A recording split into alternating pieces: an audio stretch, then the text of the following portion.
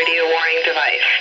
During potentially dangerous weather situations, specially built weather radios will be automatically activated to warn of them pending hazards. Tests of these radios and the warning system will be conducted by the National Weather Service every Wednesday between 11 a.m. and noon. If there is a threat of severe weather, the test will be postponed to the next available good weather day. Reception of this broadcast and the warning alarm will vary at any given location. This variability, normally more noticeable at greater distances from the transmitter, will occur even though you are using a good quality receiver in perfect working order. To provide the most consistent warning service possible, the warning alarm will be activated only for warnings and selected watches affecting the listening area.